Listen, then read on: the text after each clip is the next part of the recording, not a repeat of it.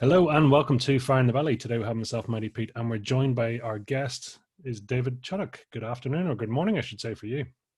Yep, it is. It's the morning here in South Carolina, in the United States. Wow, lovely. Listen, it's great for you to call in. Thank you so much. So, David, tell us, who are you? What are you doing? Well, where exactly are you calling us from?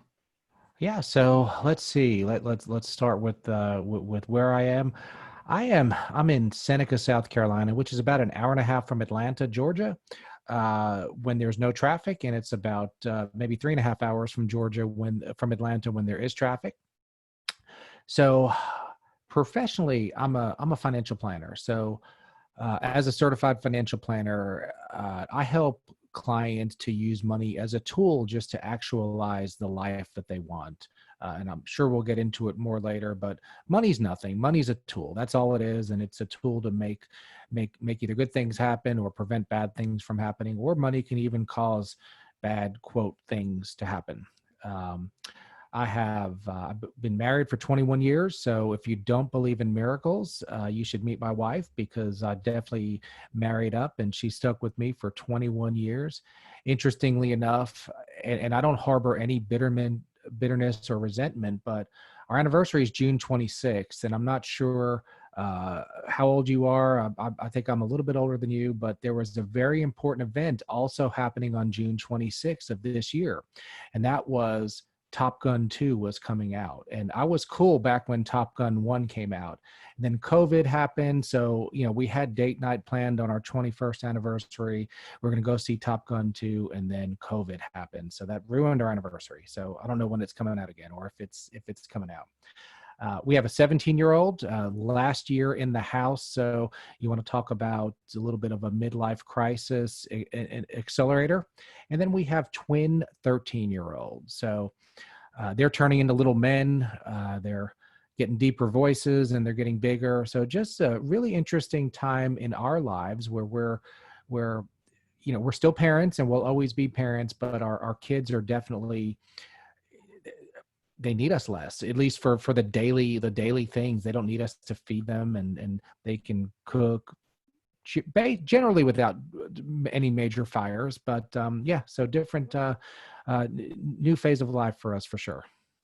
Awesome. So, three boys then, is that, have I worked that out correctly? 3 boys, Wow. all boys. So we have so Evan, when he was 2.5 or 3, we said, you know what, let's it's about time to start trying to have another one. And all things being equal, if we get a girl, that would be awesome. So we'll have a boy and a girl.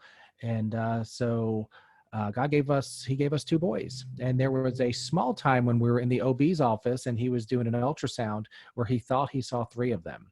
And I don't believe in deadbeat dads, but I don't leaving that room maybe seemed like a reasonable option at that point. But no, in all seriousness, twins are such a blessing, and they're having 2 babies is much harder than having 1 baby. But maybe at 2 years old on, having 2 2-year-olds is much, much, much easier than having 1 2-year-old, because they have each other to play with and they've been best friends. And yeah, they're boys and they punch each other in the face, but they really have occupied each other. And because if they don't play with each other, guess what? Mommy or daddy has to play. And sometimes mommy and daddy has to cook dinner and can't sit on the floor and play cars or do whatever little boys do. So yeah, twins are definitely a different experience, but it's a blessing for us, and it's also, they've literally had a built-in friend since day one. That's music to my ears because I have twin girls and they're Do coming up you? to coming up to 2 years of age. So yeah, listen, you just made my day and, and everything you've just said. So thank you. Yeah, and one thing with our boys that it was interesting when they were young is invariably you take twins, especially when they're babies on up to 2 or 3, when they're still in that cute age. um, some little old lady's always going to ask you, are you twins? And I don't know about yours, but ours, they would say that they're not twins. And I don't know what it was about almost being embarrassed. So we did some reading, and some of the How to Raise Twins books said you do not refer to them as the twins, because they're not the twins. They're separate people. There's Eric and then there's Alex. They're not one glob of human. And so we've really never, we've purposefully never referred to them as the twins. Now, some of their friends, parents might say, hey, we're going to have the twins over. But yeah, there was some subconscious weird discomfort with them being referred to as the twins, or even admitting that they were twins. So they joke about that, that they had a triplet that they ate in the womb, just as boys make crazy jokes. But yeah, twins is just, it's been a fun journey for us for sure. No, we're saying we had a surprise when they were scanning and they were like, there's two heads. It's like, okay. It's like I just blurted out, as you do, slightly uncomfortable, saying, is there two bodies? That's a good question. Which and then of course they went on the hunt for the third one. I was like, please don't. Two's enough. I don't need a third child at this time. Yeah. So my wife she's 5 feet tall, and our boys, one was 5'1", the other one was 4'9" or 4'10". So they were not very small as far as size wise, but that's still 10 pounds of baby, and however much more gunk and liquids are in there. So when you're 5 feet tall, there's not a whole lot of expansion area. So she was miserable for the last I don't know, month or 2 or 3, but they made it. I forget. Women have all these dates memorized, but they made it basically full term. They were, I think, 36 or 35 weeks. They were C-section, and it was just interesting how many people are in the delivery room when twins are being born, and they were fine. There was no issues. But Eric. So we had Eric and Alex. We had the names picked out. So Alex came out first. So he became Alex by alphabetical order. And then Eric came out, and they're not identical, but they look similar. But Eric was very red. So we had Eric the Red. That's how we told them apart when they were babies. And of course, we had Alexander the Great. So we had some historical figures in our hospital room. Oh, awesome. It's great memories to have as well. And, such a blessing for them to come along. So it's awesome. Awesome. It is, and time going by, it's just, looking at pictures of babies. There's a picture in my office of a skinny guy with hair or thicker hair holding my kids. And this guy looks a little bit like me, but I don't know who this guy is. Good looking guy. But yeah, he's holding my kids as babies. I don't know who he is. Oh, I love it. So tell us, David, roughly, I mean, what does fire in the belly mean to you? Yeah, so I come from a background where I don't want to say we were poor and homeless, but money was never plentiful. We had everything we needed, but looking back, I do see some financial struggles and decisions that my parents made that I just thought were normal. And I think sometimes you look back and you say, well, maybe other kids got bigger Christmas presents or things like that, and you just, that was normal. And then, so I've always had this kind of a desire to make something and to have some control over my own financial, family, and everything that comes along with it, the destiny. I've had a few jobs where you're on salary, and the salary thing just never worked for me mentally. Like I just couldn't comprehend, why would I try harder to make the same amount of money? And maybe, at the end of the year, you get a couple $100 bonus, which in the scheme of things doesn't really matter. But why would I do all the extra things, for lack of a better term, if there's no additional reward? Now, I believe in doing a good job, and you do owe your employer, the duty to do your best. But, true excellence in anything is all encompassing, and just that concept of set salary, that's never just worked for me. That's never gotten me. I guess that doesn't put a fire in my belly. So time for money is just not on your agenda. Mm-hmm. Okay. I'm not sure. I can't hear you. Did something happen with you or me? I'm not sure. I can hear your you. Volume just went way down. Is there something on your end? I think so. Can you hear me okay? Uh, Cool. So, really for you in terms then of that understanding and actually growing the time for money side. So stepping away from that is it's never been in your agenda to sort of work for somebody and just do a job, right? Yeah. So I even in college, I had a couple hourly jobs just working at t-shirt shops, but I had to work during college, and that was kind of normal to me. But it was very character building because while other kids were drinking and doing college things, I mean, I drank very, very little in college. Made up for it later on, and we may get to that point. But I almost looked at just working more hours, almost as kind of a commission thing. So if you're getting paid X per hour, and if you could squeeze in a few more hours working, that's just a bigger paycheck. So I always had this desire to make a bigger paycheck, whether it was working an extra hour or two, getting a second job, or I started playing tennis when I was a teenager, and it was kind of a blessing in disguise because when I moved, I was a pretty good baseball player. Then we moved, and for whatever reason, I didn't make the baseball team, and I took up tennis a little bit later than other people would, and started college. Could have played tennis for a smaller college, but I decided, I was going to teach tennis lessons at the club where I learned.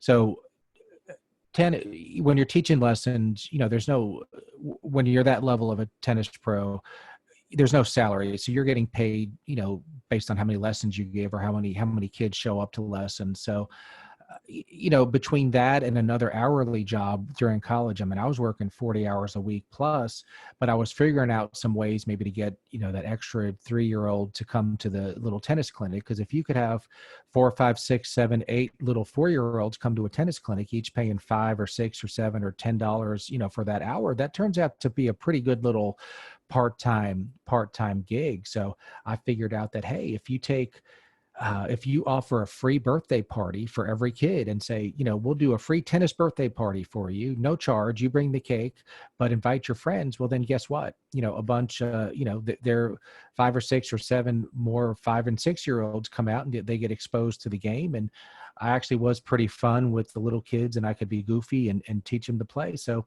little things like that started to teach me that with some ingenuity, you could figure out how to solve problems and deliver value, and and generate revenue, because revenue is kind of important.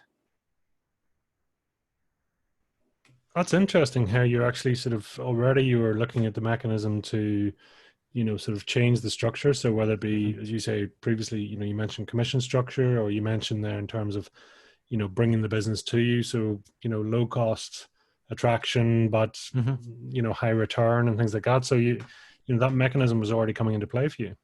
Yeah, so you can look at it as two ways. We could say, well, so you're 18, 19 years old, and we're not really giving you anything other than a tennis court and percentage of the revenue that comes in. So I think I got half or 60% of the revenue.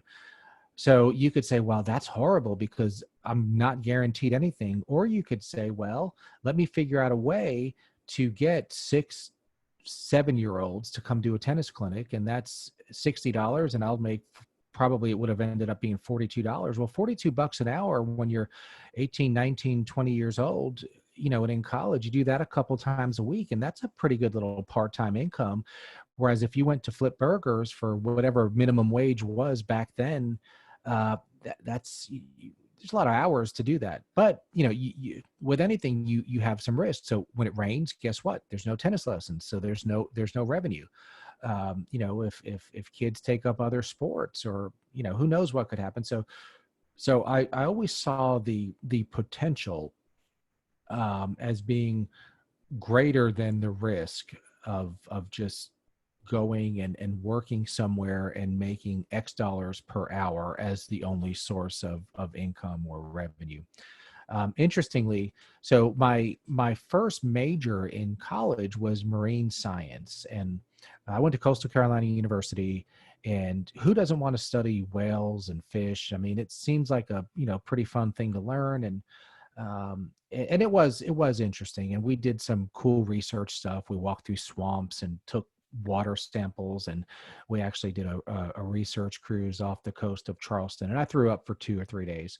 But I remember I went to the career office and said, with a bachelor's degree or maybe a master's, I mean, not that money is all that I'm after, but at a point I will be supporting a family, and what's the most money I could make with this degree? And they told me, I said, I need to change my major, because as interesting as studying fish and whales, and everybody thinks they're going to end up being the director of SeaWorld, but there's only one director of SeaWorld.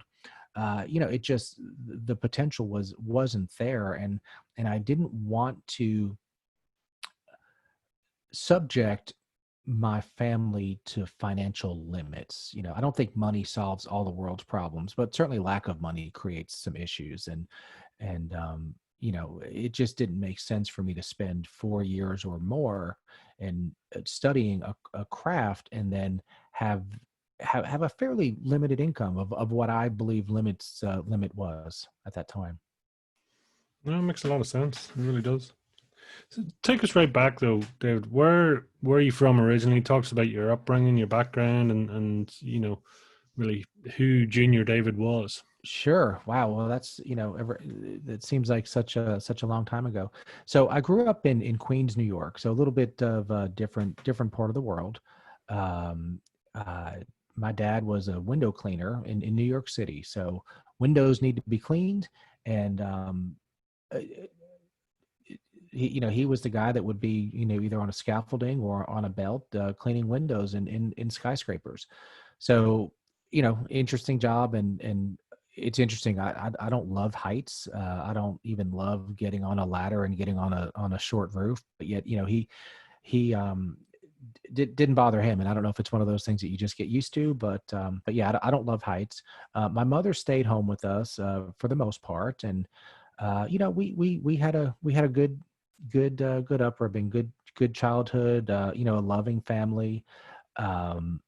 Lived in Queens, and had two grandmothers that were, nearby. So we had a really good family structure. I always look back very positively, at childhood. And I think that is a blessing, because I know that there are a lot of kids in this world that are, they're born in a hole, for lack of a better term, where, you and I as adults, we can screw up our own lives, and we have some say, but kids that are born into difficult situations with, abuse or extreme poverty and or health issues.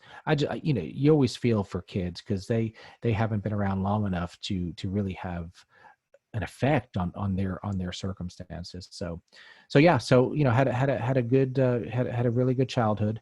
Um, so my family decided, fifth or sixth grade, that, hey, let's get out of New York City. New York City is, it's a little bit of a rat race, and so we bought a little motel up in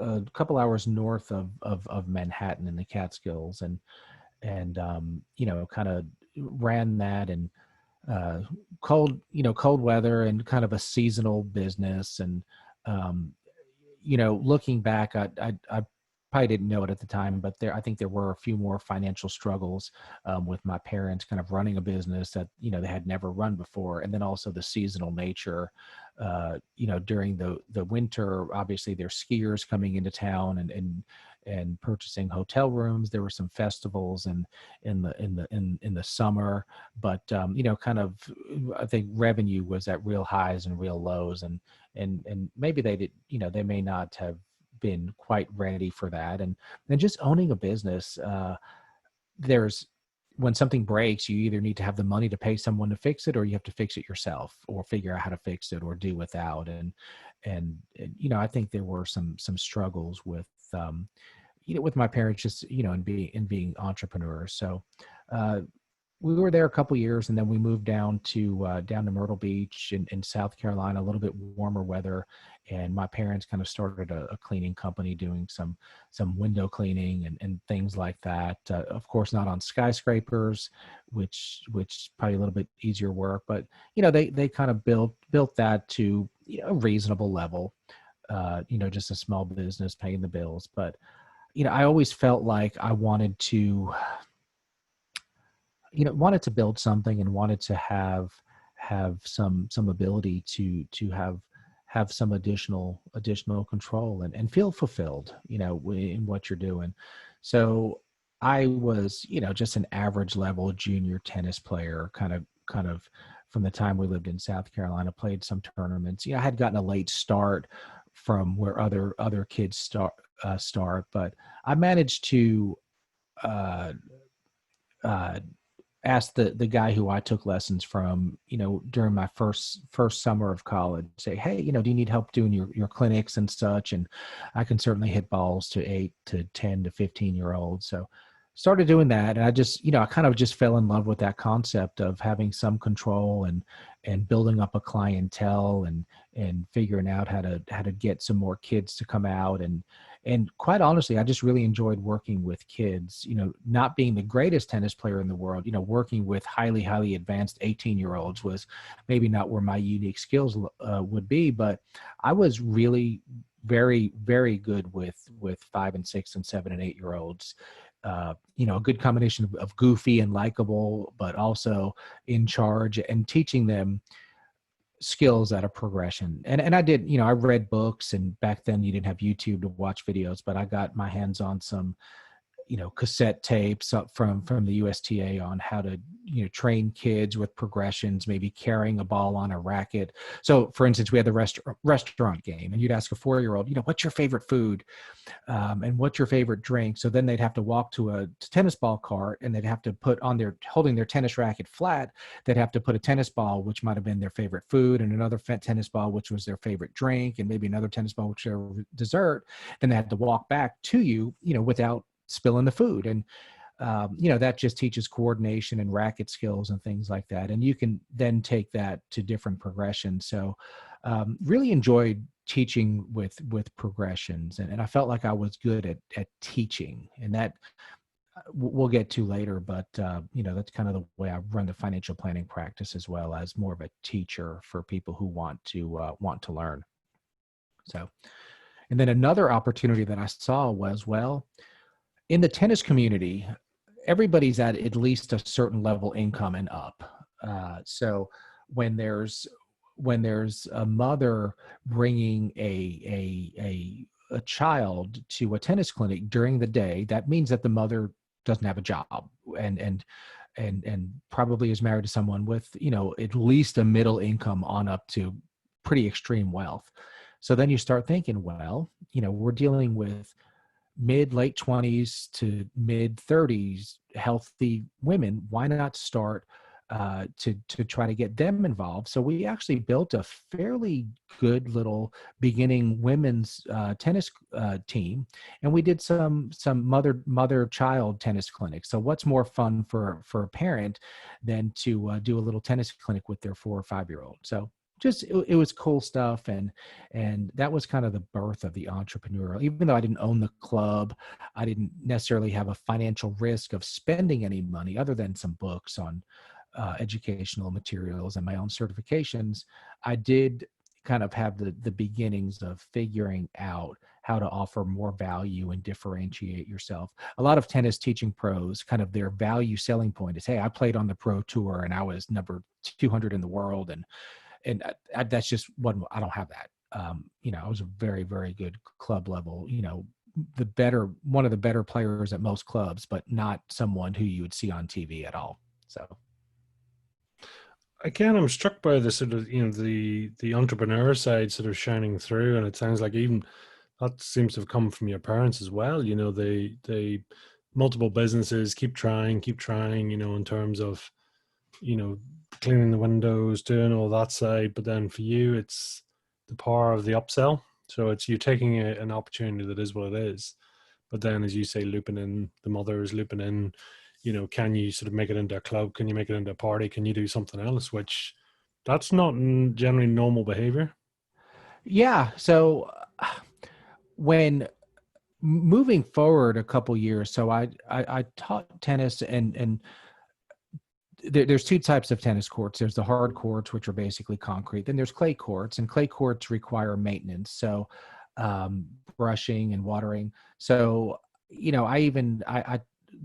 I talk with club management, and I would come to the tennis club before going to class, and I'd brush off the clay courts, and that took an hour, hour and a half. And that was a little bit of the steady money because that was just hourly wage. And then I'd go to class, and then I'd come back and I'd teach some lessons. And with tennis or any other type of recreation, you're working when other people are not working. So, when you're 18, 19, 20, 21, to work from 4 until 9 is not a big deal. But, later on in life, you may not want to do that when you do have a family. But kind of worked my way through college, and then literally kind of amazingly, the director of tennis job came open right when I was about to graduate. And, this was a bigger resort, and normally a director of tennis would have been at least 10 years older than me and had, a much, much more prestigious playing career.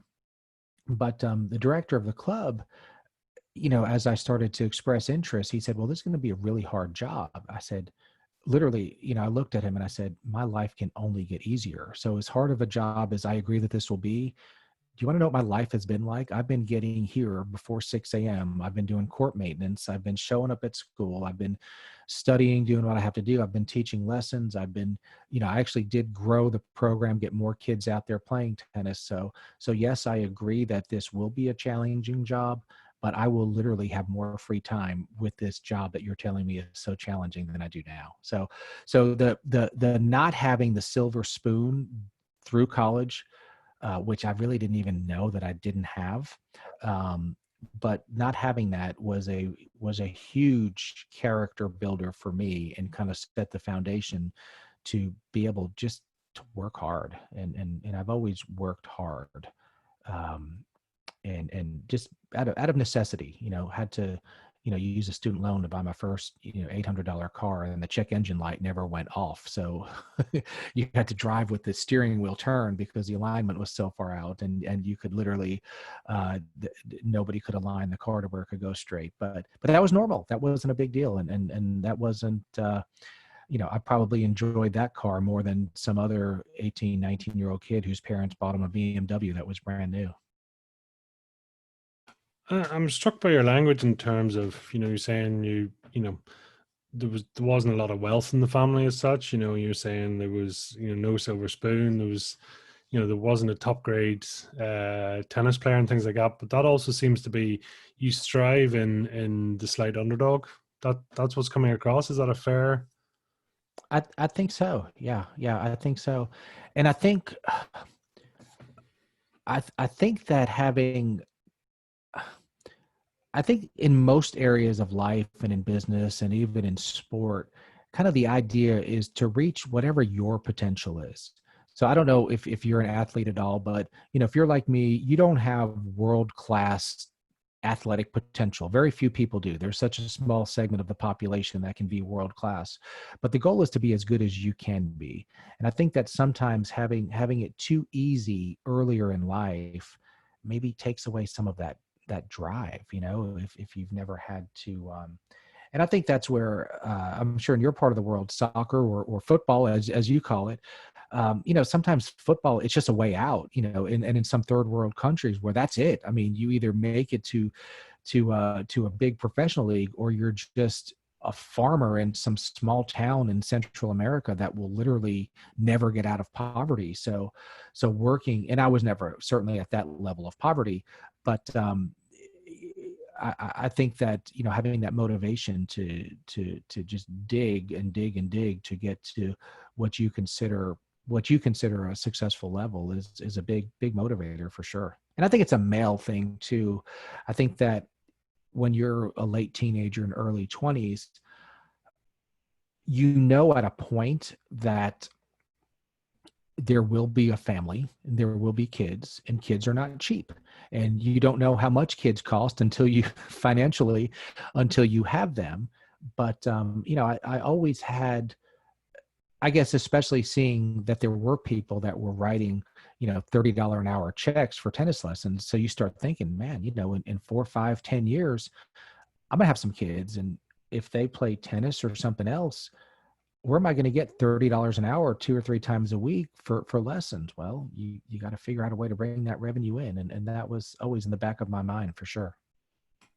I love the problem solving that's just coming in. You know, you're assessing the situation. You're seeing. I mean, like a balance sheet or something else. You know, you're saying here's where we're at.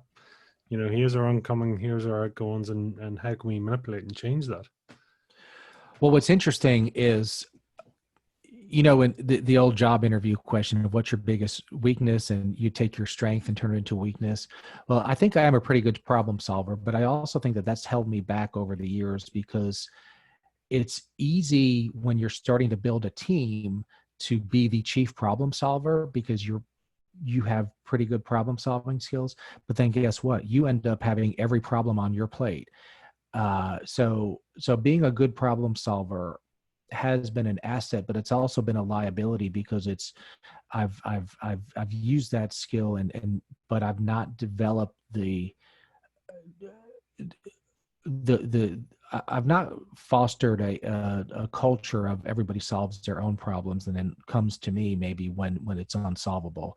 So I've been the chief problem solver for a long time in my organization, and that can be a burden. When the biggest problems are what ends up on your desk, there's some problems in any business that there's no owner's manual for. It's something that happens once a year, and you have to figure out how to solve it. And, if you're getting all of those on your desk, that can be frustrating and stressful, quite frankly. So yeah, but yes, I mean, it's true. I'm a problem solver, but, moving forward in my career, I definitely at a point saw a need to not be the chief problem solver for sure. Control freak. I think there's an element of control freak. I think there's also another weakness is I've hired some doozies in my life. And I think your team around you needs to be stronger than you in areas. And I've hired some people that just weren't strong, and maybe there was some sense of well-meaning, kind of Christian, like, I'm going to help these people out and they're going to do a good job. And well, that just has never worked as far as I've given some people some chances, and for whatever reason, it just didn't work. So then that creates more problems, and maybe sales are down, and which is reduced revenue, which creates other problems.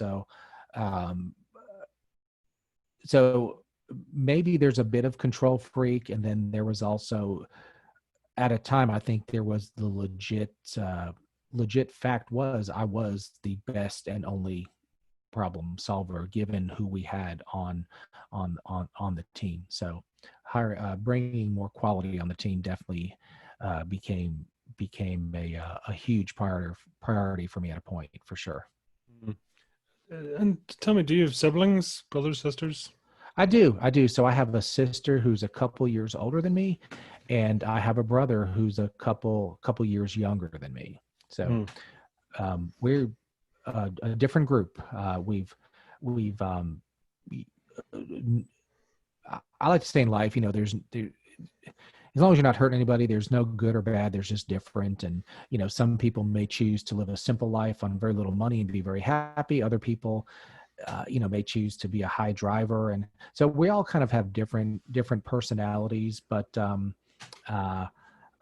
again, neither one's right, neither one's wrong, but I think, they're just different personality types, for sure. Oh, it's always interesting. I mean, you're all cut from similar cloth, but yet it's a completely different outcome. It's always Yeah, it is. Well, going back to our twins, so Alex is very, very smart. I mean, he's in 8th grade, but grade class, and he would be in there and he'd be okay. Eric is very, very smart, but just not at that extreme level. But Eric is a sick athlete and he's very determined. So, I think as siblings, maybe even subconsciously, they both developed their thing, for lack of a better term. Eric is kind of goofy and he can make you laugh, and Alex is a little bit more cerebral, and he just knows things, facts, and that yeah, you and I probably wouldn't even know. So it is interesting how siblings in the same household, but you could say cut from the same cloth, but you might think you treat both of your girls exactly equal, but I don't think you do. Just even in yeah, as they get older and have more personalities, I mean, one of them is going to get more of part of you, and the other one's going to get more of another part, and even one might like physical affection, the other may not, and then they're just going to kind of become what they become. And so yeah, I mean, obviously you love them both and they're both in the same environment, but you probably will have some different experiences with both of them as well, and over time that'll just help them to become who they become, and who they become is going to be the right person, regardless of what it is. So tell us, I mean, junior David, sort of mid-teens, what were you going to do when you sort of grew up?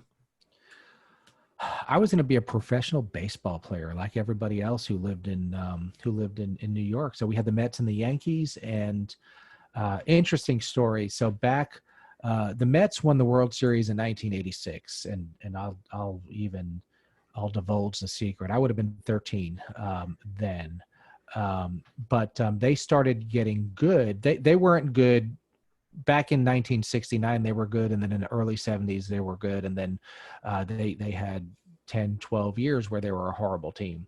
So back in 83 they recruited some players in their farm system. They started kind of making a run to where they were a good team. So a lady that lived 3 doors down for us worked for NBC, and gave us 2 tickets to go see the Mets at Shea Stadium. So never been to a baseball game. Interestingly, living in New York, my parents were not particular baseball fans, even with the Yankees being there. So my dad and I, we have these 2 tickets, and we go to Shea Stadium. And a lot of this may not mean a whole lot to you being in your part of the world, but this is kind of a big deal. So we head to Shea Stadium. We have these tickets. We don't, it's in section whatever, seat whatever. So we don't even know what that means. We show up, and the first, when you're in the stadium, and then the green field is just a sight you'll never forget, just how green it is after walking from the parking lot and everything. So we find our tickets, and we are sitting literally front row right on top of the visitors dugout. Like, you can't buy these tickets. They're corporate tickets. So that ruins every baseball game forever, because you can never replicate that. And that night, now this was a big deal for me, because I was probably 11 at the time. 11-year-olds have time and mental energy to memorize baseball stats and everything. So Nolan Ryan was pitching, and he and Tom Seaver were going back and forth on the all-time strikeout list at that point in history. So literally one start, Nolan Ryan would be ahead, and then the next start, Tom Seaver would be ahead. So this was the night that Nolan Ryan was pitching, and he went ahead on the all-time strikeout list. So I'm sitting in the front row, corporate seats, seeing one, some people may say the best pitcher of all time, but certainly nobody would argue that he's outside of the top 10 of all time pitcher pitching from the front row. So yeah, you can't ever replicate that again. So, but I thought, I'm going to play baseball and make it to the major leagues and everything, and enjoyed playing baseball. And in New York with the Mets and the Yankees, it is, especially back then, a pretty big deal, baseball, the pastime. And that, the late 70s and early 80s was kind of a heyday for baseball in the United States. So enjoyed that. And yeah, I was going to be a professional baseball player. Never had a chance, was never that good, but you don't know that when you're young. And of course, you're going to end up on a field and do that. So that was, that's what I thought I was going to do. Didn't happen. I'm waiting to hear at what point you're going to come across a whale or a sea creature or something else to explain how the hell you ended up Yeah. So, doing marine science. well, that was just, so you're looking at Coastal Carolina University is where is just outside of Myrtle Beach, where we live. So, going off to college just really financially wasn't much of an option. So, you apply to the university, and it's a Division I school. So it's not certainly not a top tennis school, but I could have scrapped to kind of hold on to the last place on the team, or I could have but there wouldn't have been any scholarship money, and you still have to have money to live on. So that's, I decided not to scrap for the place on the team and teach tennis. But you just look at the list of majors and you say, well, English, I don't want to study English. Why would anybody study that? Business is kind of cool, but what are you going to do with business? But they do have this cool major called marine science, and there's probably some cute chicks that want to study whales and everything. So so that was what I signed up for, and I got into that program, and it was really interesting. It really was. And Coastal Carolina, the bachelor's program is almost equal. It's a high level program, so the bachelor's program is almost equals to a master's somewhere else. And being close to the coast, we did get to do hands-on research and everything. And I enjoyed that, but two things: the money, or the money potential, and then with Coastal being a very good marine science school, they had some connections with NOAA, the National Oceanic and Atmospheric Administration. So freshmen actually got to go down to Charleston, and there was a NOAA ship, and it would basically pull an instrument that's shooting sonar down, and basically do grids, and it would shoot sonar down, and from that they would tell how deep the ocean was. And what they were doing is measuring erosion. So were there berms out there, and for geographical purposes, and that was super interesting.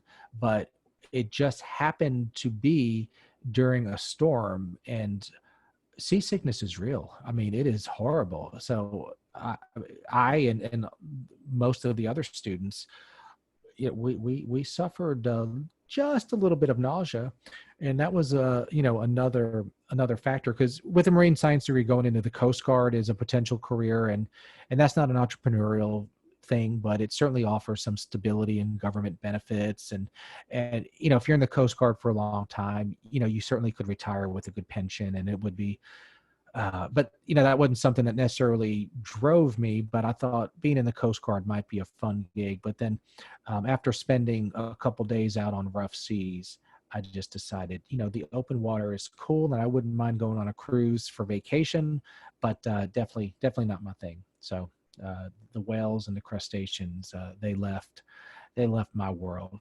So I decided Coastal Carolina had an interdisciplinary studies program where you basically could work with advisors and come out with a bachelor's degree. And it was almost a design your own. So I took about a third of my upper level courses of business, a third in like marketing, and a third in physiology type exercise courses. And, with the plans of having a kind of a good, well-rounded background to help me go into kind of a sports, looking to pursue the tennis thing, and have a physiological background, but also management and marketing and business and everything else. So I do feel like I did get a good, well-rounded education. And I think in a lot of cases, if you're not going into a career where you need a very specific college degree, then I think you just need a college degree, or having a college, because a lot of people, they get a degree in whatever they get it in, and they don't even, they don't end up in that field. So, I think a good broad business degree, if you're not exactly sure exactly what you want to do, is a good thing for sure. And I remember in college, one of the things that I learned, and I just remember thinking, there's just so much in the world that I don't know and that I'll never know. And that was kind of almost the major theme for me, was that there's just so much out there to learn. And I didn't necessarily have a desire to learn it all, but there's just a huge world, different parts of the world, different languages.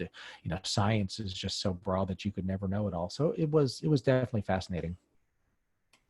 I think it's so poignant to say that. I mean, degrees are, it shows a discipline, and it shows an ability. Mhm. As for the actual content, it's kind of going, learn whatever you want. As you say, it's sort of the ability in the application is the bit that shows the. Well, and I think I took 3 college level calculus courses. I couldn't do a calculus course problem right now if you paid me. But I could ask Siri how to do it, and I'm sure I could Google how to do it. So, the world has changed as well now that we all have a supercomputer in our pocket at all times, as as well. So yeah. So I mean, I enjoyed that time. It was it was just constantly on the go, but I think a lot of college kids also kind of get into some trouble in college. I didn't have the time, like literally didn't have the time. So, I mean, I may have, this is not an exaggeration. I think I drank 2 or 3 times in those 4 years, and so maybe missed out on some parties and everything. But in the scheme of things, I think that was definitely a good thing, because once you get into your late teens and early 20s, one DUI, you could be dead. Your mistakes could potentially multiply or be permanent as you get older. So if you can prolong the stupid mistakes for a couple years, that's definitely not a bad thing. Interesting. You took, let's say, you took a stance on drinking, or was it a stance, or was it just that actually it wasn't in your sort of radius? I mean, alcohol was never like in our family, so it's not like, I Mm. think there are some families where every night, the father says, "Hey, I'm going to have a beer or two or three," and it's just part of the, we were certainly not anti-alcohol, but it just wasn't part of our culture. I mean, I have friends now that they have bourbon every night, and I don't even know that they're alcoholics. It's just part of the routine. Well, that was never part of the routine. I don't know. I mean, there may have been part of me that was always maybe afraid, just that, one turns into two, turns into getting in, and partying all the time, turns into dropping out of school, turns into DUI, or, so, but just never really got into it during school. And I don't even know that I was that. A lot of times what's normal in your world is just what's normal, and you don't know what other people are doing or what's normal in somebody else's world. So where in some students' world, it was normal that you purposefully scheduled an 11 a.m. class so you could drink until 4 in the morning and then maybe make it to your 11 a.m. class. I needed to get my crap done so I could, just by necessity, maybe have my last class of the day being at 1, so I could, get some work done and log some hours. So, it just never was something that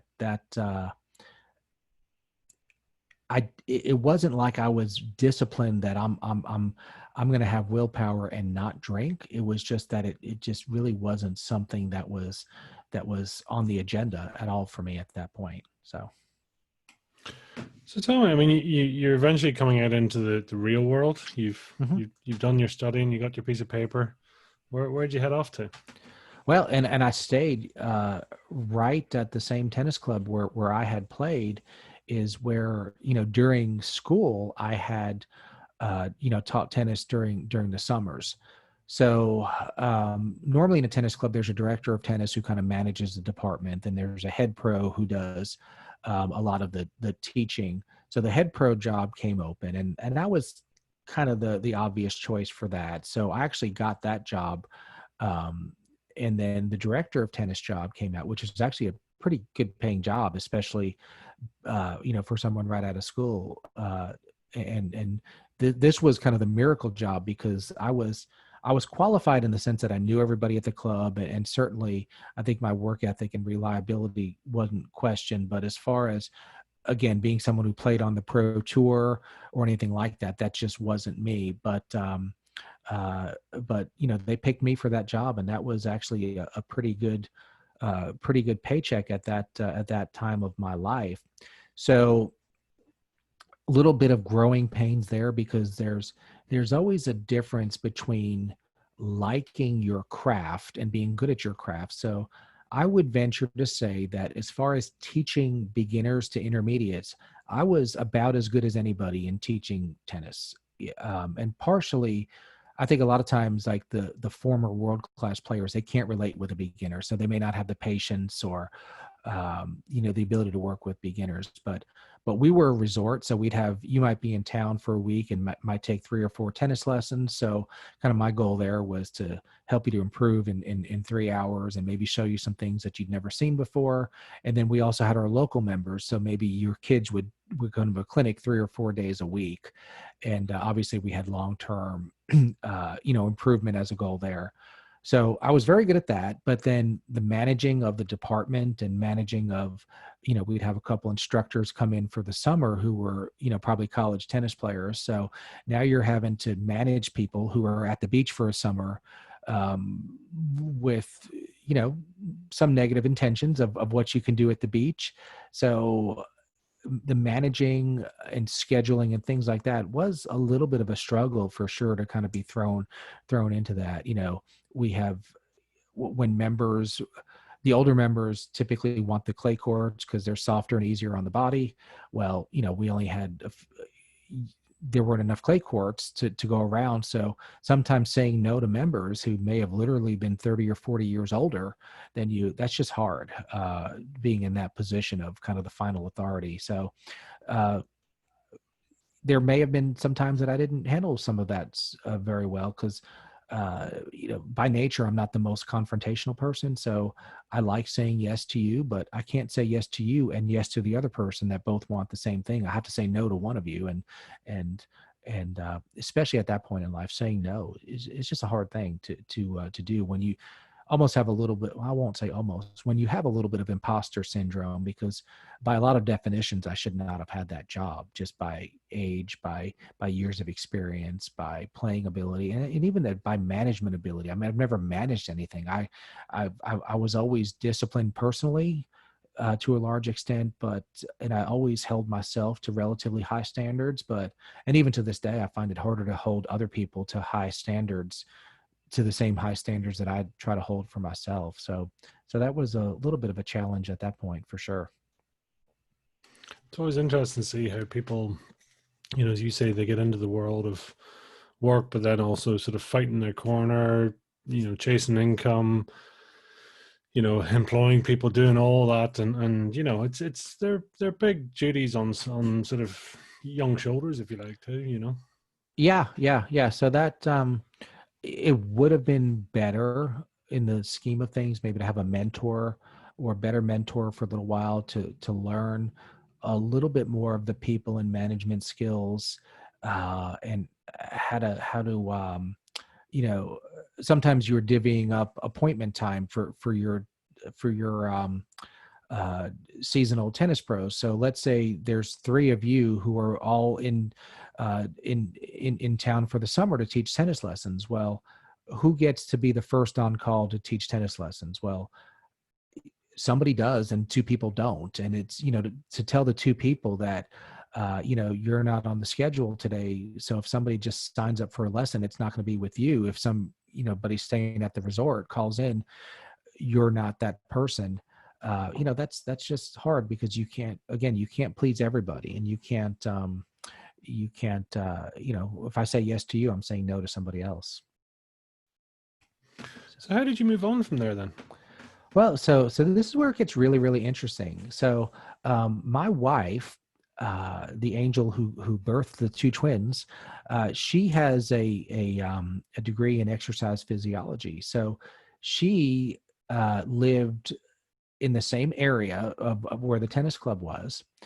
And her first job out of college was cardiac rehab, meaning that, you had a heart attack, you didn't die, your doctor sends you to a cardiac rehab facility, and she would teach you, how to eat a little better, teach you a little bit, monitoring exercise and helping you to do things that you can do to either prevent the next heart attack or prolong the next heart attack. And but she also had been an aerobics instructor for years. So she was at the tennis club, there was a fitness center also. So she was an aerobics instructor. So, you have the 24, 25-year-old tennis guy who was actually in good shape back then. And this was the 90s where tennis shorts were short. And then you had the 24, 25-year-old aerobics instructor. and that seemed like a natural match, and darn it, we looked good for a little while. So she still looks good. I don't know what happened to me, but I'd always exercise, so we just had that. We had that as a as a common thing, and I definitely drew upon her physiology knowledge, during workouts and everything. But we really hit it off, and had a really good relationship. From the beginning, because we did have some things in common, and we were two athletes, kind of in athletic careers in their 20s, and it was cool. So her parents, they own a restaurant, a country restaurant in Anderson, which is where we live now, and it's 5 hours inland in a smaller town. And so her parents own this restaurant where they literally call macaroni and cheese a vegetable. If you come to the South of the United States, there's something called a meat and three, and a meat and three restaurant is where you get a meat, which is invariably going to be fried, and then there'll be three vegetables, and of course macaroni is a vegetable. They literally put like canned fruit inside of Jello and call that a salad, which literally almost made me vomit. And then highly salted and fatted vegetables from a can, they would call that a vegetable. So her parents, and this was all, everybody had good intentions, it was all they kind of would have preferred for their daughter to live in the same hometown. I'm at the point in the tennis teaching career where I'm thinking, you know what? I mean, we're engaged, and there's going to be a point where we have a family, and does being on a tennis court from 3 until 9 every day, that's awesome when you're 20 to 25, but you get married and have kids, when are you going to see your kids? So her parents offered us ownership or partial ownership over 14 years of that restaurant. And, I would run the restaurant, and Jill was going to go back and get her nursing degree. So kind of the idea was we moved to Anderson, 5 hours inland. I run this restaurant and get whatever the deal was, 5 or 6 or 7% per year until we owned it outright. And, we would make of it what we made of it. So, and again, everybody had good intentions. There's no negative intentions anywhere, but kind of there are some things in your life where you look back and you say, nobody had any bad intentions, but who out of everybody involved thought this would be a good idea, right? So you get a guy who, and we'll go back just a little bit. So we talked about in college, I didn't really have that much fun. Well, after graduating for about 3 years, I had some buddies, and we had a lot of fun. And the liquid kind of fun that can create liver damage. So I spent living at the beach. There was 2 or 3 years where there was I don't even know if it was, I may have subconsciously said, I'm going to make up for some lost time. So we just we did the nightclub thing and the bar hopping thing, but I had some just really cool dude drinking buddies, the kind of guys that were just fun. And at that point in your life, partying and all that, I mean, there's no long-term benefit, but there's no question that you can have a lot of fun in your 20s living at the beach. So we go from that to leaving the dudes, leaving the buddies, to moving to a smaller town, to running a small country restaurant where these 2 older ladies who are both in their 70s were going to be who I'm around all day, and then kind of the kitchen staff and everything. So I go from hanging out with my buddies, pretty much hung over most of the day, then take a nap, then go out drinking. Now I'm kind of working in this small country restaurant, and the restaurant in this small town did a very, very good business. I mean, there's a line every day. So it was a very, very established restaurant, but so you had that as kind of a, holy crap, what made anybody think this was going to be a good idea? I was a health nut back then. I mean, other than the liquid part, after 11, but I was always kind of, going to try to eat reduced fats to the extent that I can, and vegetables and exercise.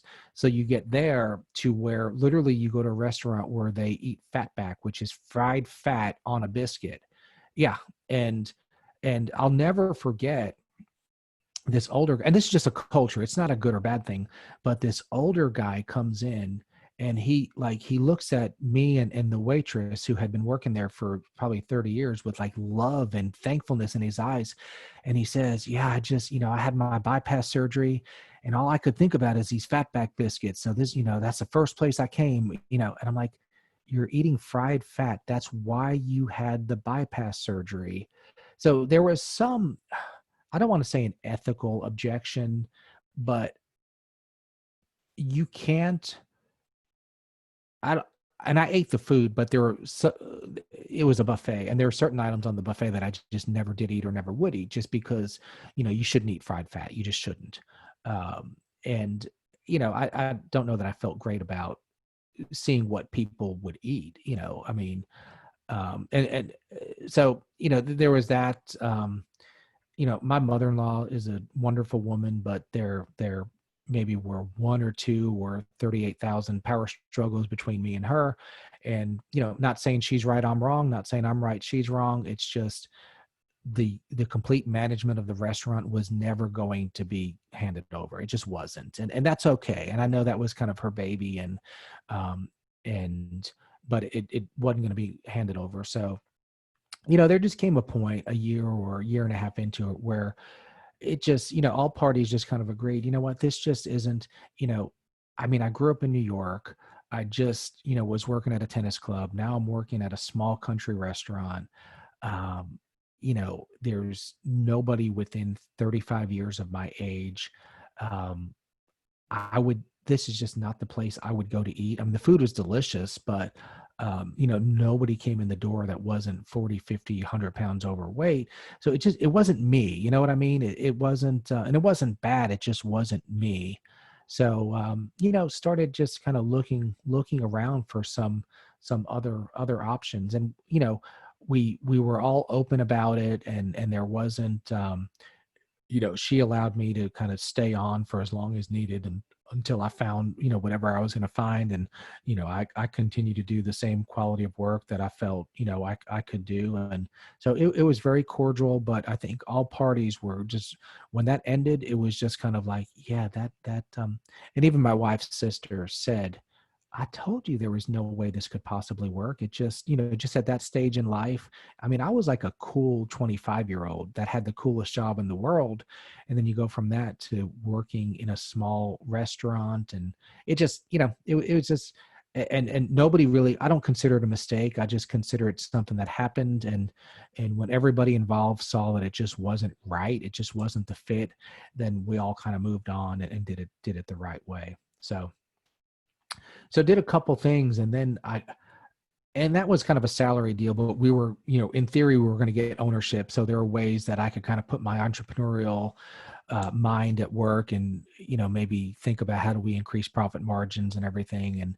And, but then I met a guy who ran, he was a district manager for a pharmacy chain, and just met him at the gym. And, we just became friends. And he, super nice guy, and his districts won all kinds of awards, and they were very profitable and had highest sales and everything. And I learned a lot from him about excellence. And he actually said, he said something that was very poignant. He's like, you need, sometimes in life, when you meet the right people, they can just make things happen. So we don't have a job open right now, but I'm going to make a job if you'd like to be an assistant manager at one of our stores, and kind of work your way up to where you're a district manager at a point, and, making big money and everything. So, um, got a job as an assistant manager at a pharmacy chain. And this is in retail. And there's a badge of honor in retail, at least in the United States, on who can work the most hours, or be there, not actually work, but, and there's the open to close thing that all these managers, well, I worked open to close. And I'm like, yeah, but you didn't do anything. So why don't you, like, literally just get your crap done and then go home, and not have this, I worked more than you badge of honor. Um, so that was kind of the last position I had where it was just salary. I didn't have much control over anything, and that just didn't work with my personality. When the manager was around, you pretty much went home when she said you can go home. And it's like, so you just, so that lasted a year, 2 years, and um, it just the salary position just kind of didn't work for me, and it didn't matter how much the salary was. And then just being working in a big corporation, there's just too much that wasn't under my control, for better or for worse. Obviously, a huge corporation has more resources than I'll ever have. But if they say you get a 3% raise, you get a 3% raise. If they say you take a 5% pay cut, you take a 5% pay cut. So, again, not good, not bad, just wasn't for me. The district manager that made the position for me, I thanked him, and it was very cordial again. And again, I'm 26, 27 at the point. So who knows what they want to do with life at that point. But, you know, debating on which manager of which store can work the most hours. And of course, not me, because I don't do this, but, they would take smoke breaks literally like half the day. So, it's like, don't take smoke breaks. You can get your work done. Then you can go home, and guess what? You can see your family and you can have a life. And that culture was just hours, hours, hours, hours worked. And I work hours. I mean, I work a lot of hours, but I think they need to be productive hours. And just being at work and working are two very different things, for sure. So It's amazing there, as you say, even at an early age, you've discovered that, input doesn't equal output, and it's just, cutting through all the traditional stuff that people go through and going, I've got to be seen. And as you say, it's the badge of honor of going, yeah, where does that come from? And is it insecurity or what? yeah, I mean, I think we all need an identity. And in certain corporate type jobs, the identity can't be that I make a lot of money, because you may be kind of middle income, but your identity is not the $100,000 Mercedes that you can afford, because you can't afford it. So the next badge of honor might be, well, I work more than you. I'm a harder worker. And again, it's not work, it's being at work. But because you really can't work 12 hours a day consistently. You can't.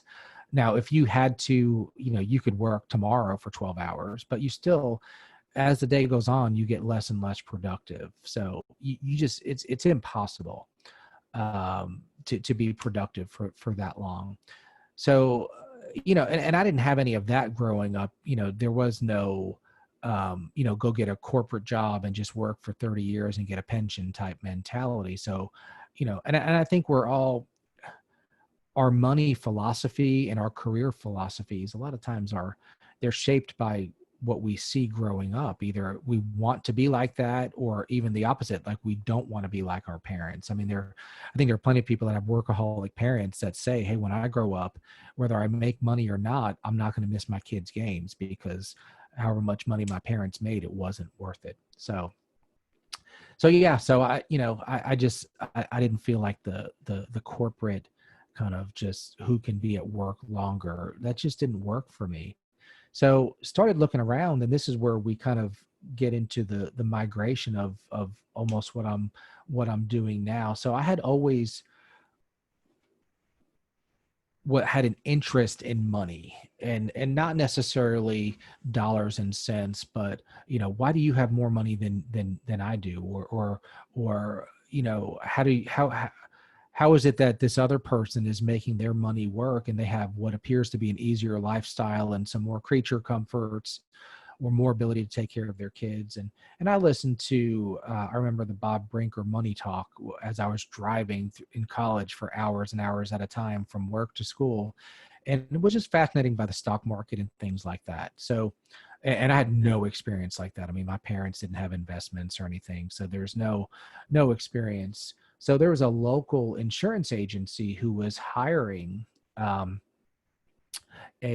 financial sales representative. So interviewed for that, and she just fell in love with me in the sense that I said all the right things, that I wanted to grow and learn and do the difficult things and have control over my income. So, I got that job, got my licenses for insurance, for car insurance, for home insurance, for life insurance, and also got the investment credentials to where, if you had some money to invest, or if you left the job and you needed to roll over your retirement, I was qualified to do that, and that was kind of my job there. So really saw the opportunity of, wow, if you know the, let's say there was a reasonable investment account, and you make $1,000 or $2,000 off that. I mean, that's good money when you're 26, 27. And then of course when you're kind of ambitious, you're like, well, I can do this 3 times a week, because, and obviously I couldn't, but you start multiplying and doing math calculations. Well, if I did 1 this month, I can do 2 next month. And if I can get to where so I read sales books on sales pipelines and sales activity, and really did dive into that. And I saw that the owner of the business was doing very well financially. I mean, very well. And we had maybe some different business philosophies, and again, not that hers is wrong and mine is right, but the business existed a little bit more for her benefit, not for the team's benefit. And but so I learned from her. I learned both systems and processes, and I also learned just kind of nuts and bolts of the industry. And then I went out on my own, because certainly was not there's part of me that says, well, she's getting a little piece of everything that I'm selling. Now, of course, the other part of me didn't acknowledge she was providing space and paying payroll taxes and providing computer and all the other expenses that are involved. But, she shouldn't get a piece of what I'm selling. So I went out on my own with a large life insurance carrier, and that also offered investments, and thought, I don't need a base salary. I mean, I've already said salaries are not cool because they restrict you and bind you, right? So I'm going to go out commission only, no base, and I'm going to work hard. I'm going to make $1 million. Well, that is a really, really hard thing to do. Your marketing plan was make a list of everybody and call them and ask them to buy life insurance. And I believe in life insurance and did at the time. But when you're 26 or 27 and you live in a different town where you did, it's hard to do. So let's say you might have been one of my buddies, and maybe you just got married and had a baby, and let's say you buy a $40 per month life insurance policy. Well, yeah, that's going to pay me $200 or $300, and then that's it. So $200 or $300 is awesome, except for you need several of those per week consistently to survive. So, I mean, I did okay, but it was really tough, and learned a lot about the industry. And then, another kind of one of those fork in the road miracles came along, where a local insurance agency, about 25 miles from where I live, they literally put an ad in the paper that the agent was retiring, and they were looking for someone to interview to kind of buy the agency, but of course they had to approve it. So I applied for that, and put my best sales pitch forward. And I do remember saying when I interviewed that I will give them no option but to pick me. I mean, they will, whatever. So I showed up with, marketing plans that they didn't ask for, showed up with quite a few things that they didn't ask for, that showed actually showed a lot of thought and planning. So, so I was chosen to kind of take over that agency, had to take out a big loan to pay for the book of business. So it wasn't like a job per se where there was a salary, but there was, already at least a small book of business. And, so that's what, kind of I've been doing. And we'll get a little bit more into it, but my passion was kind of building an investment and financial planning book of business. And this, at least in the beginning, was more home and auto insurance. So there've been a lot of branding kind of issues that I've been working on to be seen as a multi, not just seen as a car insurance agency. So, but yeah, so that was '05. So that's been going for a good while. So we survived. Yeah, I mean, in '05 right through obviously '07, '08, '09, pretty tough times. But yeah. In the insurance world, I mean, there's if I'm right in saying there's a lot of potential residual income through renewals and stuff like that. So it's a compounding effect when you're into these agencies, right? It is, but So, let's say, we insured your home and your auto. Um, we might, as an office, make $200 a year off of you.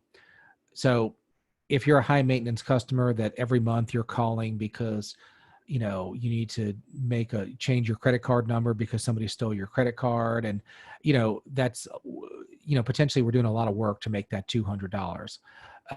So yes, there is that, and there is residual, and as you grow it definitely is a good thing. And let's say next year you buy another car, so now your insurance premiums go up, so we're getting a piece of a bigger pie.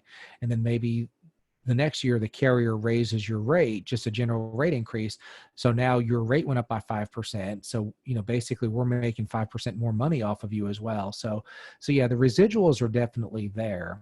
um, um, what my goal is, and was and has been, is to provide very, very high quality insurance products and service, and also have me be the financial planner that would also work with you and your family potentially on your investments and your savings and your tax planning and things like that. So while I was at the previous insurance agency, I started working on my CFP, the certified financial planner, because I wanted to differentiate myself.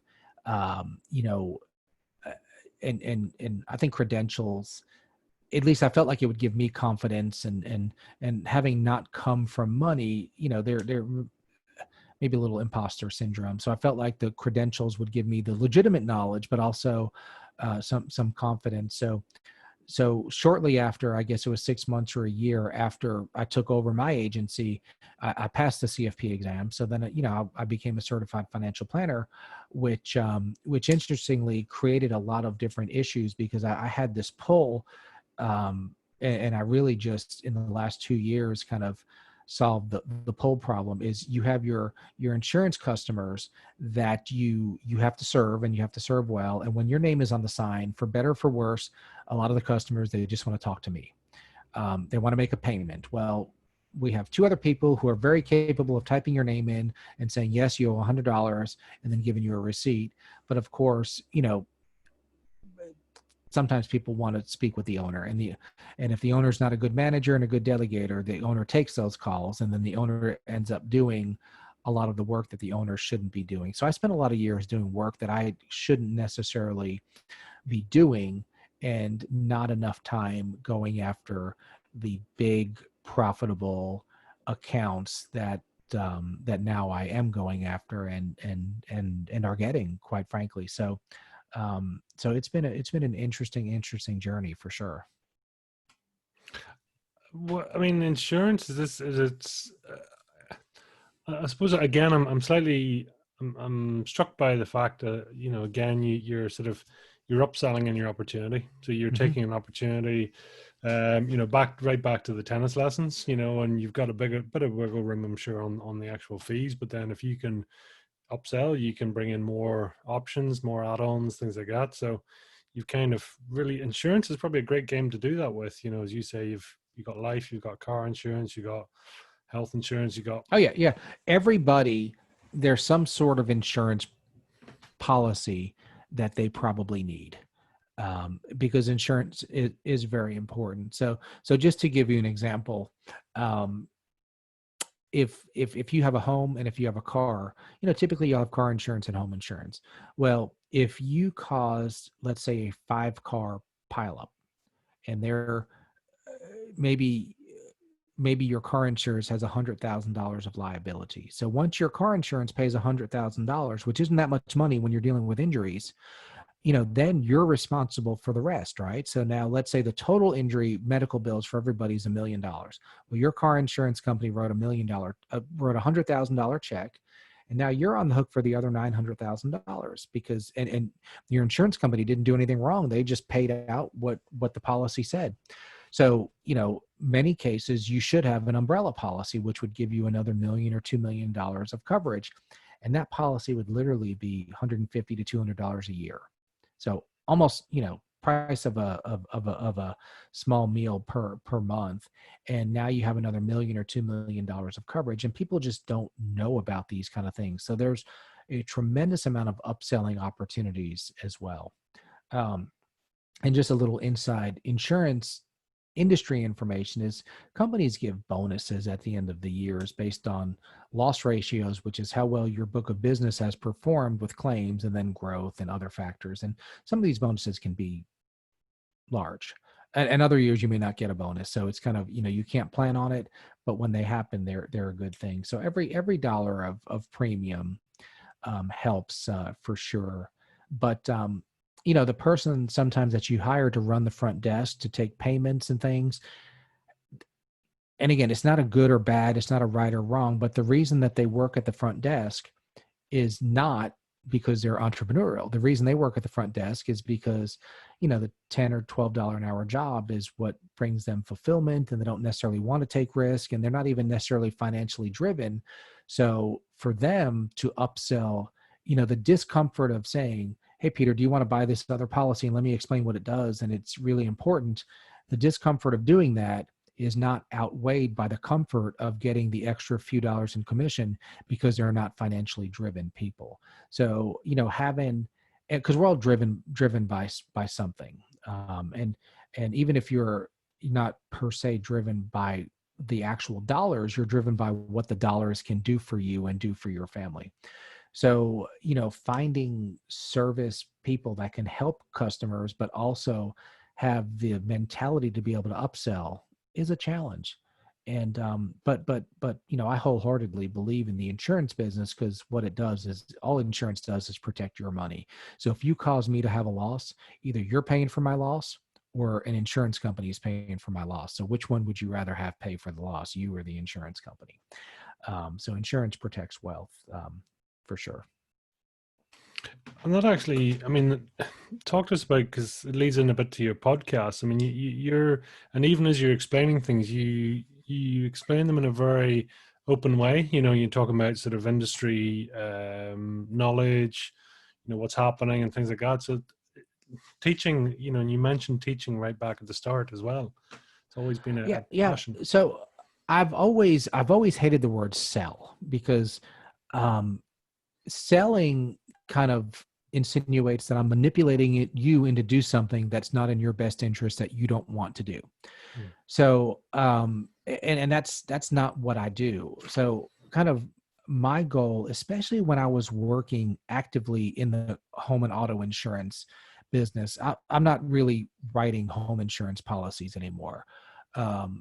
And we'll get into that later, but back in the days where maybe you just picked up the phone and called, you found our office, either online, and you said, hey, I'm with XYZ company, they raised my rate, I want to get a quote. So back when I was the person who was quoting you, I would ask questions like, well, what's making you shop around? And then maybe I'd ask you what levels of coverage do you have? And you might be looking at the paper that tells you, but you don't know what they mean, because nobody knows what they mean. So then I would maybe say, well, here, let me explain before we even get started. Let me tell you a little bit about our office. We believe in a holistic method of planning. And we also believe that it's our job to help you, to put you in a better position, either by price or coverage or both. We would love to save you money, but sometimes, quite frankly, we have customers coming to us and they end up spending more money because what they had was not what they really needed once they understood that. So with that being said, right now, based on what you sent me, I'm not showing that you have rental car coverage. So if you were to hit a deer, and we have a lot of deer around here, and your car was in the shop for 2 weeks, would you need for us to provide you with a rental car so you can get to and from work? Or would you be okay? Do you have an extra car, or do you live within walking distance? So now, what is your answer to that question right now?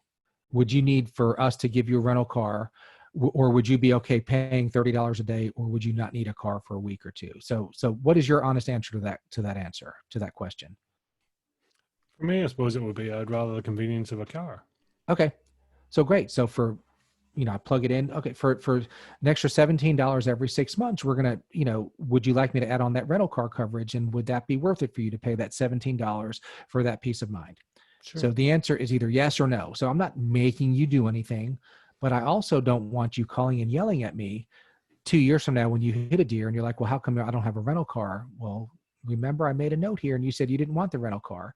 So that's kind of my way of selling, is just explaining, I tell clients I have basically 3 jobs. I have to look and see if use my expertise to see if there's any holes in your coverage. And I can guarantee that there are. I mean, I don't tell people that, but everybody has holes because this isn't what they do every day. My goal is to show them how to fill the holes. Okay. So you have twin 2-year-olds. God forbid if you don't make it home, they still need money to live. So I would, just generically talk to you about life insurance per se. And then my third job is to tell you how much it costs to fill the holes. And then you have one job to say yes or no. And that's always been a very soft way of selling. And, there may be one area of your life that you're okay with self-insuring.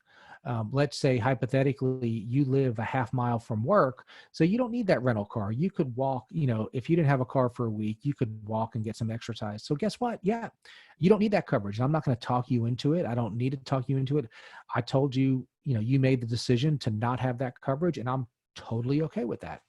There are other areas where you might say, wow, I didn't realize that if this happened, I wouldn't have any coverage. So yeah, let's do it. Let's cover that.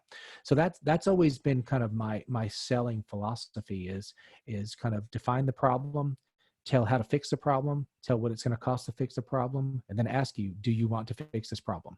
And then of course you have the full authority to say yes or no. And I don't play word games after that. If you say, no, I don't really, I understand what you're saying, but I just don't have it in the budget to pay for that, or that's not that much of a concern for me. Okay, great. Let's move on to the next one and let me, give you whatever education. So that's kind of my selling philosophy per se. No talking into, because ultimately you need to buy what's right for you that you want to buy, not what I think is right for you. And also the customer, you never know what their financial situation is. You never know what their ability to pay for anything is. Sometimes people that look like they have a lot of money, they're so leveraged that they have little to no discretionary income. So, I never want to put someone in an awkward position where they feel like they have to say yes to something that they really can't afford. So, because that's not necessarily my business unless we're in a deep financial planning relationship. So. I mean, the theme that keeps coming through for me is, control and choice, control and choice. Mm-hmm. You know, your background as such, you're saying not that it was that bad, but also there was, there's areas where, you could have had more and things like that. So that's, the control part is now giving you that, and the insurance industry seems to be doing that for you. The Mm-hmm. choice is, what are you choosing to do? Are you going to opt in, opt out? But again, it's free will, free choice. But again, that's something you set out to do. Is that a fair summary? Yeah. I think that's I think that's a great observation that, I like choice. I like having some say. And, again, there are a few, in my little office, for better or for worse, I mean, I'm in charge. So I understand all customers ultimately are the boss, but I mean, when you've gone, when you put yourself in a position, or a position was put in front of you where you don't necessarily have a boss, that's a great place to be, but it also can be burdensome when things are not going well. So, when I worked for the big pharmacy chain, let's say the computer would have blown up, right? So there was some way that you would ask someone, hey, we need a new computer, and a computer would show up. Or if the freezers that hold ice cream, if they didn't work, well, there was some vendor that would come and fix it. Well, now if my computer blows up, I have to have the money to buy a new one, or I have to figure out how to fix it, or I have to have the money to fix to pay someone to fix it. So control is kind of a double-edged sword. When things are going well, it's awesome. When you have some struggles, then yeah, it's like, well, crap, there's no one to help with this, and I have to figure it out. And that can be hard when things are not going well, for Hmm. sure. Well, that circles back to what you were saying earlier. It's potential versus risk, right? Hmm. Hmm. You Yeah, know, yeah, what you choose. yeah. So, and I guess, looking back from as far back as I can remember, I don't know that it was a conscious choice, but I think I always chose the potential over the safety for just about everything. And maybe the one time that I chose the safety over the potential, which was working for the pharmacy chain, it just from I just couldn't deal with it. And again, it wasn't bad. Nobody did anything wrong. Nobody broke any labor laws. It was just, you know, this just doesn't work for my personality. I just can't show up, go home, and the same paycheck is coming every single week. That just doesn't make sense to me. So, and I believe everybody everywhere, no matter where you work, should have some sort of a commission or a bonus or something that could be significant, depending on your position. So if you're a janitor, um, somehow, maybe incentivize the janitor to, if the floors are mopped to a certain level, you get this extra amount of money that is noticeable, not a, a 2 cent per hour raise, but something noticeable to where, because I think, at least the way my mind works, and maybe everybody's mind doesn't work, or maybe they all do to some extent, but we all need motivation to go out of our comfort zone, or else you could just kind of sit and play on Facebook all day, at your office when you're quote working, but you're really not working, you're playing on Facebook. It's interesting, and recently, hearing to someone about, what makes a trader when they're talking about trading stocks and shares and things like that, and they were sort of saying, you've two types. You've a greed-based trader and you've got a fear-based trader, and depending on, which I thought was interesting, and saying you can simulate it till you're blue in the face, but you put the first trade on, you'll know exactly what you are. Yeah. And it's interesting when you maybe apply that to business. It's because again, I'm struck by your sort of control, your choice. You understand exactly what it is, your options, and you make a decision, and that's it. Carry on. Well, and one thing that I've always done is I've always read business books, and when I discovered podcasts, I've listened to all the podcasts, and podcasts didn't exist. Um, but I've always driven a lot. I've always, for whatever reason, I've had reasons to drive. So, I've, even like in college and after, like I had audiobooks, cassettes that I would listen to. And, when you're 23, not that many people are listening to audiobooks in their car as they're driving. So I've always, and when you listen to the authors that have achieved business greatness, you start seeing that, a lot of these people, they have some of the same philosophies and mentalities. And I started, I think I started to feed on that a little bit. So yeah, I mean, I think we all have to have our philosophies, and I think that we all have to uh, try to build a life that, to the extent that we can, fits our philosophy. Um, and we can look at the other side. I mean, my wife, I don't know that she would ever be incredibly comfortable running a business. She's a school nurse now, so her paycheck's the same every week. It'll never not be there. It'll never be big, but it provides benefits and everything else. So now that's a great thing for our family, because if business on my end ever takes a turn, we do have guaranteed on her end. So it's a good way to balance each other out. But our business checking account, sometimes there's a whole lot of money in there. Sometimes there's very, very little money in there. And that does take that mindset to be able to deal with kind of the ups and downs, for sure. Talk to us about passive income. Yeah, that's something that I have not gotten into as much as I would like. But if you look at, kind of our team here, um, in my early career, I was I don't want to say sole, but the 95% revenue producer. So if there was a new dollar coming into the office, there was probably a 95% chance that it was my efforts that generated that dollar. Well, guess what happens? Once a year you go out of town for a week and sales go down to literally almost zero. And that's not good for the budget, but it's also not good just for the mentality. I mean, that kind of weighs on you that, holy crap, uh, you know, as human beings, we can train ourselves to say always and always or never always or never true. But it's easy to tell yourself, always when I leave, sales are never as good as when I'm there, which partly is my fault because I need to train people to have processes, but partly, it can be mentally draining. So so jumping forward, my contract changed back in 2018, and I was able to become not captive on financial services and financial planning, meaning that the insurance company, and these are just kind of terms that may not make that much sense, but the insurance company that we're associated with, they had a broker dealer, and the broker dealer basically is who you sell investments through. So if you had some money to invest, you would have purchased an investment through me. I would have made a commission, and your money would have started to grow or go down depending on the time. Well, there was a contractual change, and I was able to break free, and I joined a financial planning firm for a lot of reasons, but it gave me, it gave me enhanced capabilities, and it gave me the chance to have a little bit less compliance, because I always wanted to podcast, and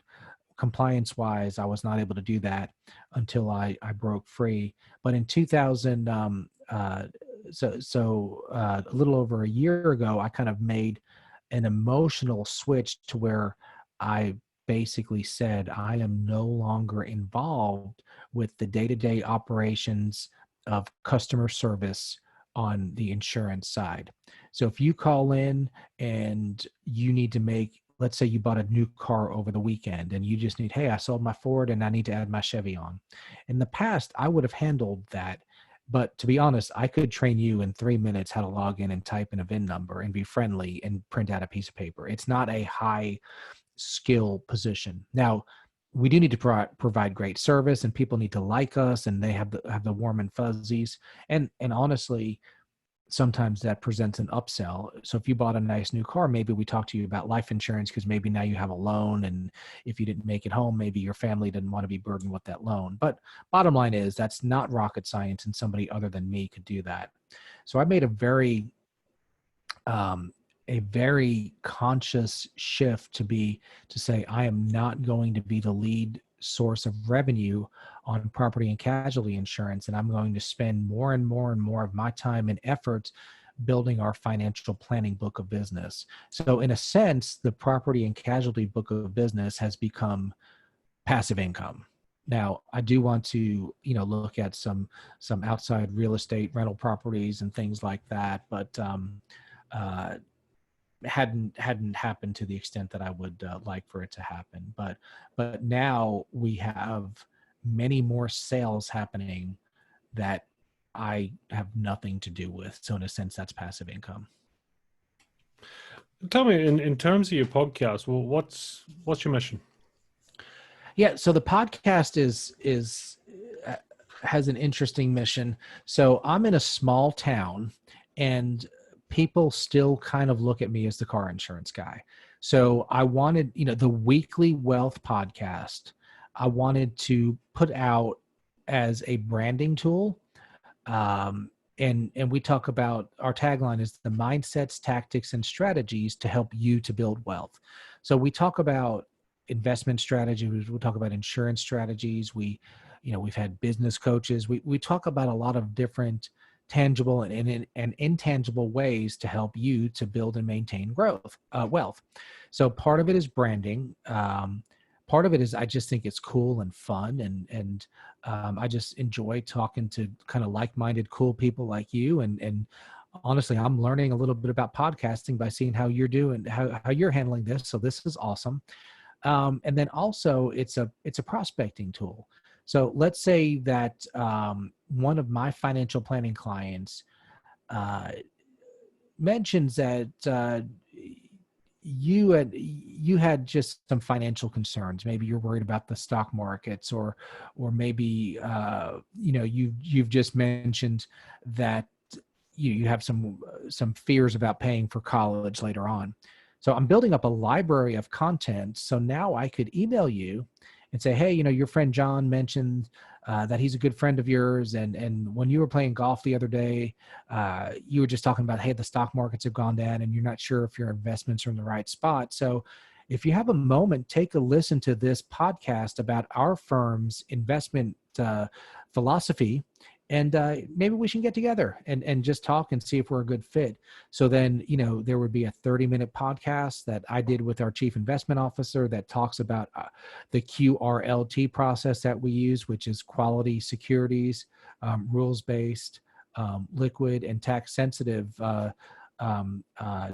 philosophy. And, if you listen to that podcast and if that resonated with you, that would kind of put you that much closer to becoming a client if we're a good fit.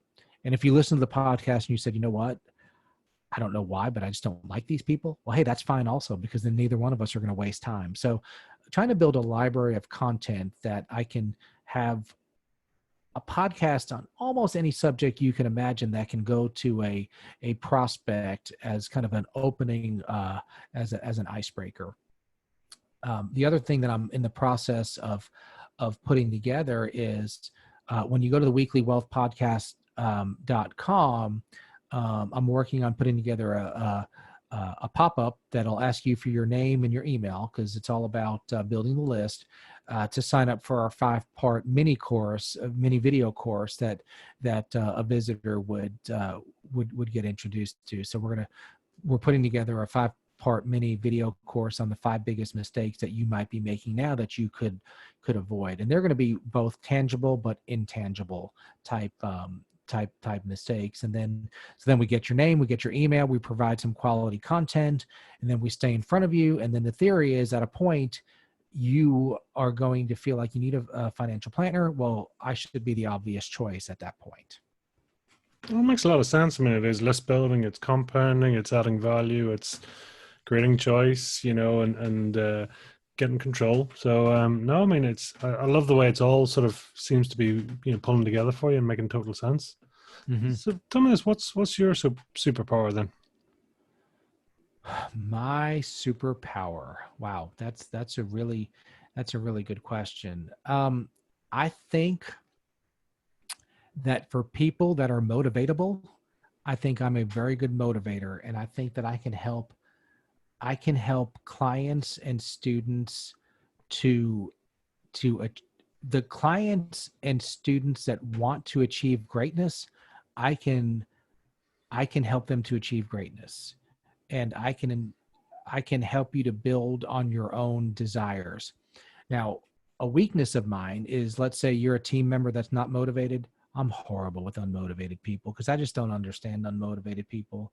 And if you show up for work 4 days in a row, 15 minutes late, like I don't even know what to say. I don't know how to coach that. And then it ends up where I have bitterness and resentment, and I kick the dog when I get home, and then you end up just getting fired. And maybe we could have fixed it, but we just didn't. So, John Wooden, who was the coach of the UCLA basketball team, and they had the greatest dynasty of maybe any sports team ever. He was asked, how do you motivate your players? He said, I don't. You don't make it on my team unless you're one of the most motivated people you've ever met. I fine tune greatness.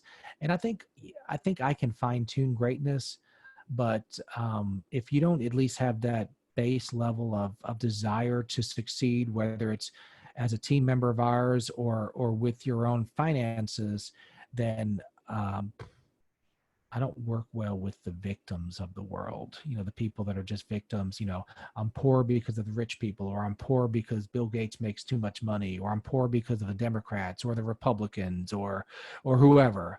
No, if you live in America, you're poor because of the compounding effect of years and years of decisions. And that sucks, because that's true for me too. And there are times and there are areas of my life where I am not where I want to be.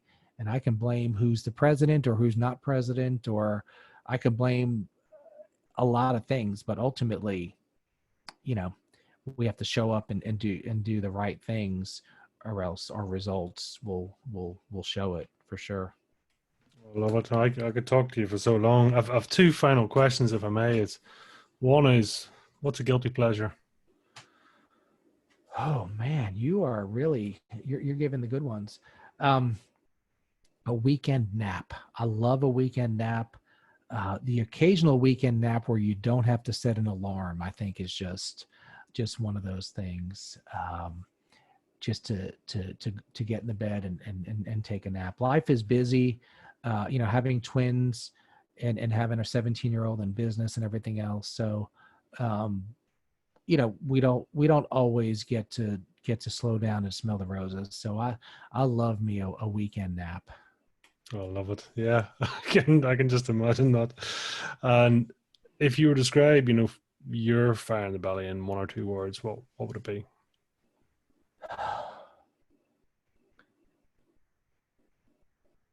I think fear of, at the end of the day, there's that proverbial deathbed, being on that deathbed and say, I could have, or I should have, whatever that could have or should have is. And it's not all about money. It's about time with family. It's about, maybe, I'll give you an example. We had a client, and we're in the southern part of the United States, which, especially in previous generations, there's a lot of racial prejudice.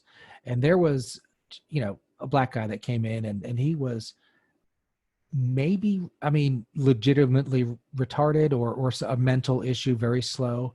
But I always felt like, and I hope this doesn't come out the wrong way, but as a white person, I always felt like he thought it was very important that I was a white guy that was not, and I legitimately liked this guy. So it wasn't that I looked at him differently, but he kind of made a few jokes about a rich white man, and I just thought that it was important to him to maybe cure some of the racial injustices that had happened, that what he perceived as a rich white guy who probably didn't have nearly as much money as he thought he did, just be nice and be his friend. So, just taking time out of my day for years, and this guy actually passed away.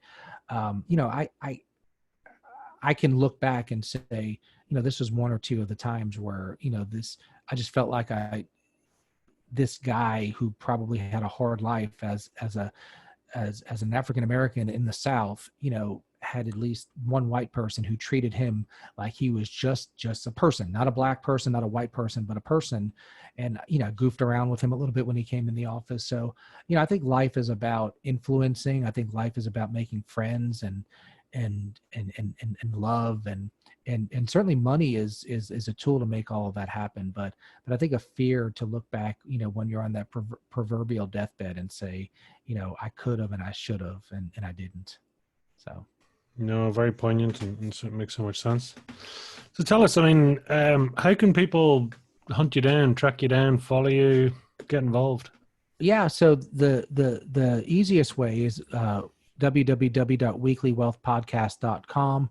You can see all of our episodes there, and I have a contact link and also a calendar link. I do with technology and everything. I have clients all over the place. I have clients that I've never met in person. So I do always make the offer for a 30-minute just conversation, whether in person or over Zoom, just to talk about where your financial situation is. And sometimes that may mean becoming a client. Sometimes it may mean, what, you just need to pay off some debt and there's really nothing to invest. And, here's some baby steps, and maybe do these, and let's touch base in 6 months. Or, but looking at, how the individual can use money as a tool to have the life that they want. And sometimes that involves a financial product or an investment, and sometimes it involves a behavior, or some combination of both.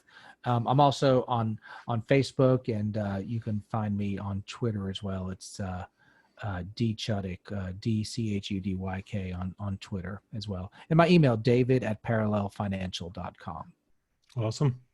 David, I know we could talk all day, so listen, I thank you for your time, and thank you for sharing your story. And I look forward. I'm sure we'll touch base again in the future. So thank you. Well, thank you. And this was actually valuable to me to listen to myself talk and hear my own thought process. So I appreciate it. It was valuable for me. Awesome. Thank you. Thanks.